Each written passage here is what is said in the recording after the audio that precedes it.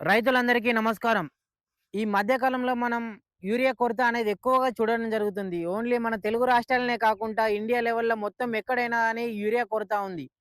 ఒక్క urea bag ready కావాలనంటే రూ. 2,300 అయితది. అది గవర్నమెంట్ 2,000 సబ్సిడీ అనేది ఇస్తుంది. రూ. 300 అనేది రైతుకు అందిస్తుంది. కానీ టెక్నాలజీ పెరిగింది.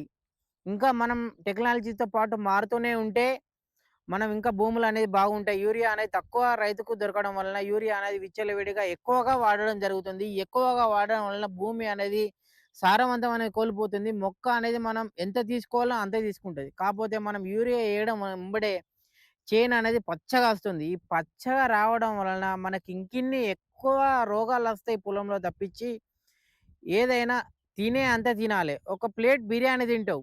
ఒక ఫుల్ ఫ్యామిలీ ప్యాక్ పెడితే తింటావా? ఒక ప్లేట్ తింటే మనకు సరియైన బలమొస్తుంది బాడీకి. ఆ రోజు అనేది మంచిగుంటాం. ఫ్యామిలీ ప్యాక్ పెట్టి తిను తిను అనంటే తింటే ఒక రోజుకే చచ్చిపోతాం. కాబట్టి మనం ఏదైనా ఎంత వాడుకోవాలనో అంతే వాడుకోవాలి. తింటాంటే తింటాంటే ప్రసాదం గూడా విషమైతది. కాబట్టి మనం ఈ రోజులల్లో ఏదైనా ఎంత వాడుకోవాలి అంత వాడుకోవాలి. నానో యూరియా అనేది మనకు మార్కెట్‌లోకి వచ్చేసింది. ఈ నానో యూరియా జెన్‌క్రెస్ట్ కంపెనీ వారిది. మల్టీనేషనల్ కంపెనీ ఇది. ఇదొక హాఫ్ లీటర్ వచ్చేసి ఒక 2-3 యూరియా బత్తాలతోని సమానం. స్ప్రే చేసుకున్నట్టేదుంటే ఎకరంన్నర దాకా వస్తుంది. లేదు చల్లుకోవచ్చు దీన్ని.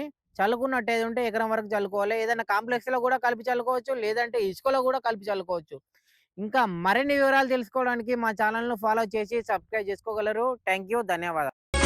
సేను నడిగిన సేను సెలక నడిగిన గాని చెట్టు నడిగిన చెట్టు పుట్ట నడిగిన గాని చెట్టు నడిగిన చెట్టు పుట్ట నడిగిన గాని పూల నడిగిన పూల రెమ్మ నడిగిన గాని వాగు నడిగిన వాగు వంక నడిగిన గాని వాగు నడిగిన వాగు వంక నడిగిన గాని అమ్మ నడిగిన గోదారమ్మ నడిగిన గాని బొగ్గు నడిగిన బొగ్గు బావి నడిగిన